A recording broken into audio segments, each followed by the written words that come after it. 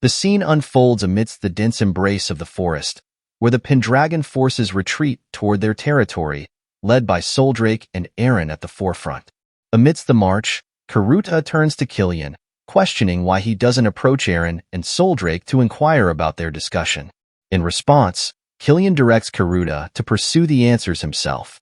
Karuta expresses hesitation, noting the challenge of approaching the guardian deity of the forest, the Ancona orcs unable to casually engage with such entities.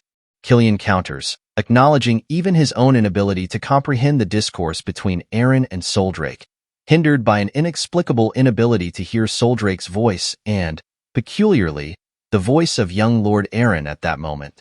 Moreover, Killian expresses disbelief at the notion of a dragon assuming human form, an unfamiliar concept to him. Meanwhile, Eren turns to Soldrake, seeking clarification regarding the identity of the 6 dragons who displayed apparent discontent with Eren's pact with Soldrake. Eren presses Soldrake for insight into the nature of the dragons' dispute. Soldrake's response to Eren's inquiries was cryptic, stating that time would reveal the answers Eren sought. Perplexed by Soldrake's enigmatic words, Eren pressed further, reminding the dragon of the glimpses of Eren's past life as Raven, including the mysterious circumstances surrounding Raven's demise and Balti's cryptic messages. Eren questioned whether Soldrake had insight into the reason behind Raven's reincarnation as Eren. Yet, once again, Soldrake deferred to the passage of time for understanding. Growing frustrated by Soldrake's evasive responses, Eren demanded clarity, questioning why the dragon repeated the same refrain. Soldrake, unfazed by Eren's agitation, remarked on Eren's verbosity, noting the rarity of a Pendragon seeking dialogue with him. Eren, puzzled by Soldrake's inscrutability, had anticipated gaining enlightenment through their pact, but found himself met with further ambiguity. Suddenly, chaos erupted as a monstrous serpent lunged at Eren. Before Eren could react, Soldrake sprang into action, swiftly dispatching the creature with a single decisive strike. Eren and the soldiers stood in stunned silence, marveling at the dragon's astounding speed and prowess. After swiftly dispatching the monstrous serpent, Soldrake stoically approached the fallen creature's carcass, much to the astonishment of the soldiers. Witnessing the dragon eating the monster, Killian couldn't help but reflect that a dragon, regardless of its guise, remained inherently draconic. The scene transitions to a few moments later, with the camp established and Soldrake perched on a sturdy tree branch. Eren approached, kindling a fire before commencing to prepare a meal for Soldrake. As Eren offered her culinary creation, Eren encouraged Soldrake to partake in the human experience of consuming cooked food. Soldrake, indulging in the meal, remarked on Eren's uniqueness as a Pendragon. Eren, revealing his true name as Raven, momentarily stunned Soldrake. Despite Eren's contemplation of disclosing his true identity to others, she acknowledged the futility of such an endeavor.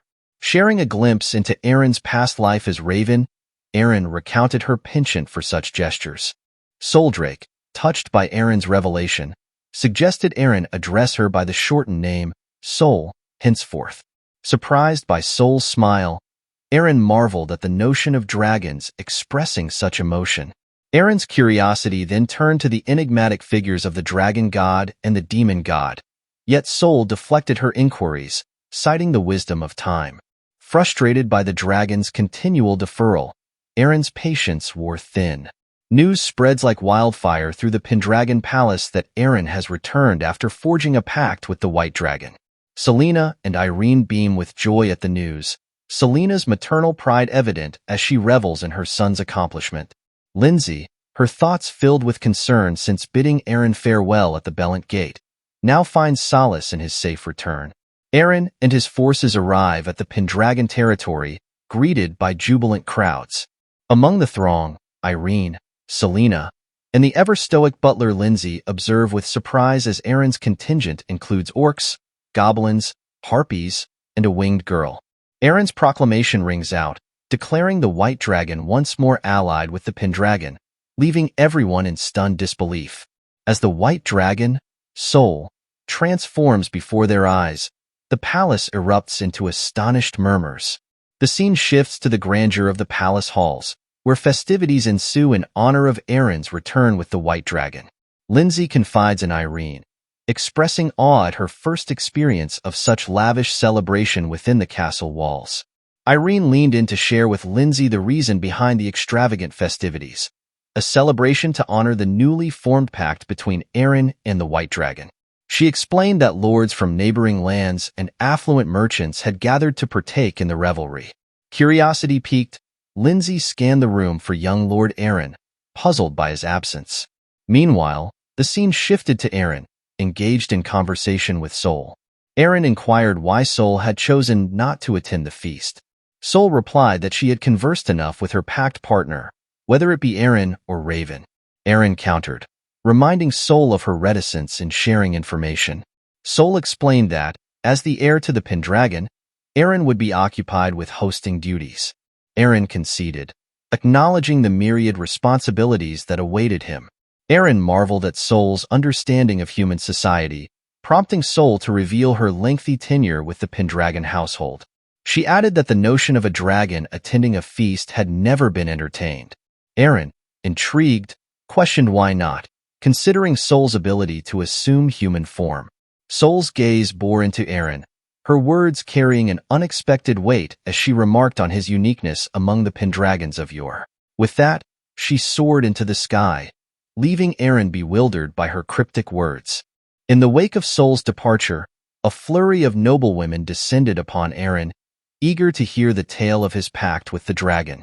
Eren found himself overwhelmed by their sudden attention, his astonishment growing as the women began to quarrel amongst themselves.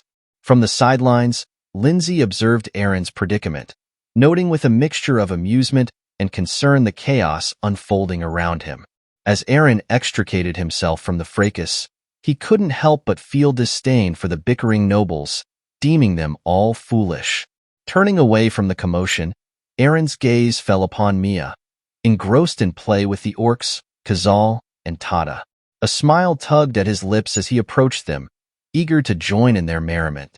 Lindsay, witnessing Eren's genuine joy, felt a warmth spread within her as she watched him revel in the simple pleasures of camaraderie. Later that night, Lindsay guided Eren to Lady Selena's chambers, where she awaited him. Expressing her delight at seeing Eren's happiness, Lindsay confessed that it had been too long since she had witnessed such genuine joy. Eren turned to Lindsay with a furrowed brow, questioning why his mother wished to see him at such a late hour. Lindsay, equally puzzled, admitted her own lack of insight as they approached the chamber door. To their surprise, a line of noblewomen awaited them inside, their presence perplexing Eren and Lindsay alike. Eren's mother, standing regally at the head of the room, addressed her son solemnly. She explained that as a Pendragon who had forged a pact with the dragon, Eren was expected to choose a bride from among the assembled noblewomen. Eren's astonishment was palpable as the weight of her words sank in. Selena observed Eren's reaction keenly before addressing him with a solemn tone. She explained that the tradition demanded a Pendragon who had forged a pact with the dragon to produce an heir with a young noblewoman from a neighboring country. Originally, the engagement had been intended with the daughter of Count Sirad Luna, but circumstances had led to its dissolution. Irene chimed in, informing her brother that the assembled ladies were from families of equal renown to Sirad's. As the noblewomen descended into another bout of squabbling over who would be chosen as Eren's bride, Eren turned to his mother with a question. Did he have to make his decision here and now? Selena confirmed that it was indeed tradition. Yet, Eren stunned everyone by declaring Lindsay as his chosen bride. The room fell into a shocked silence at his unexpected proclamation. Selena, taken aback, clarified the true purpose of the tradition, to ensure the prosperity of the Pendragon family. Eren acknowledged this, but countered that the noblewomen had gathered to celebrate his pact with the dragon. With a determined gaze, Eren continued, asserting that individuals like Lindsay, who had proven their loyalty and dedication to the Pendragon family during times of crisis, would indeed become the true strength of the Pendragon lineage when faced with pivotal moments that would shape their fate. He turned to his mother, reminding her of Lindsay's unwavering care during his 3-year unconsciousness, a gesture that caused Lindsay to blush with embarrassment. However, the noblewomen interjected, dismissing Lindsay's significance due to her station as a maid. Eren, unyielding, rebuked their narrow-mindedness, condemning those who relied solely on the status of their family names without possessing any personal merit. The noblewomen recoiled in shock at Eren's boldness. Undeterred, Eren continued, emphasizing that he already had comrades who stood by him faithfully, even during the family's lowest moments. He spoke of Killian and the soldiers under his command, the steadfast Ancona orcs, as well as Goblin Khazal and Harpy Tata, who had remained by his side in the Mausoleum. These, Eren declared, were his reliable allies, and he proclaimed that the Pendragon family was no longer weak enough to depend solely on alliances. The joyous revelation brought smiles to the faces of Irene, Selena, and Lindsay. Eren turned to Lindsay, seeking her thoughts on becoming his wife. With unwavering certainty, Lindsay affirmed her readiness, prompting Eren to declare her as the Lady of Pendragon from that moment forth. A few moments later, Lady Atia approached Eren, praising his remarkable performance. Surprised by her continued presence despite the mausoleum's opening, Eren questioned her motives. Lady Atia admitted her desire to see the face of the Pendragon heir before departing. Reflecting on Eren's transformation since their initial encounter, she cautioned him about the challenges ahead in an era devoid of alliances. Eren, undeterred, shared his optimism with Lady Atia. He spoke of the Pendragon's regained strength through their pact with the dragon and anticipated the influx of individuals eager to serve the family. Drawing upon his knowledge as Raven, Eren expressed confidence in recognizing future heroes who would carve their names in history. Lady Atia was taken aback by Eren's ambitious plan. As Eren elaborated on his strategy to establish relationships with potential heroes, transforming them into loyal allies, Lady Atia's shock gave way to admiration. She expressed her belief that Eren possessed all the qualities necessary to lead with excellence, leaving her with no regrets. Eren then revealed another startling revelation. 6 dragons had appeared during his pact with Sol. Lady Atia's astonishment grew as Eren recounted the presence of a black dragon and the cryptic references to a dragon god and demon god. Eren speculated that these entities might be connected to Raven's reincarnation as himself, a theory supported by Balti's enigmatic words. Lady Atia confessed that this was the first she had heard of the dragon god and demon god, signaling the depth of mystery surrounding these mythical figures. Lady Atia turned to Eren with a probing gaze, inquiring if Soldrake had shed any light on the matter they discussed. Eren shook his head, recounting Soldrake's repetitive response that time will teach him, a phrase that seemed to be the dragon's refrain. Reflecting on their conversation, Lady Atia remarked on Eren's apparent rapport with Soldrake.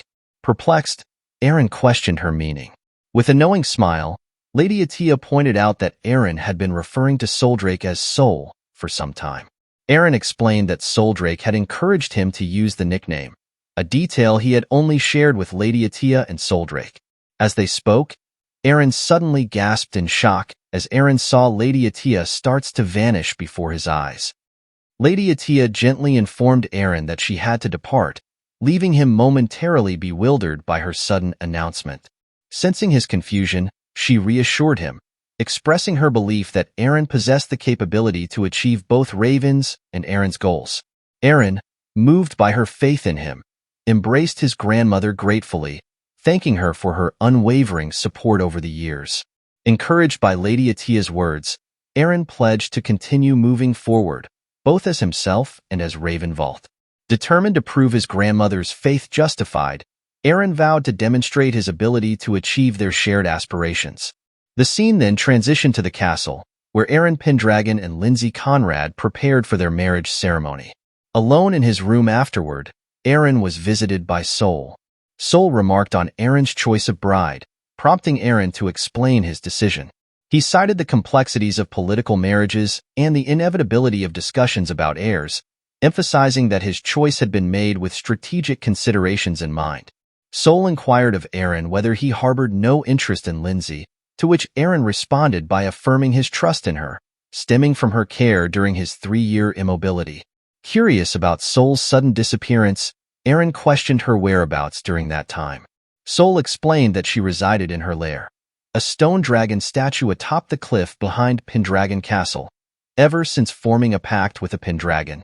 Eren, puzzled, asked if Sol didn't grow bored in solitude. Sol revealed that even if she ventured out, no one could hear her voice. Eren countered, noting that heads of the Pendragon lineage could hear her, but Sol admitted to seldom conversing with them. Neither Gordon from the last generation nor Klein from the previous one. Eren was taken aback, prompting Sol to reveal that it seemed they didn't want her to assume human form, leading her to respect their wishes and remain in her lair. As Eren pondered Sol's previous remark about his talkativeness, he reflected on the rarity of a Pendragon engaging in conversation with her over the centuries.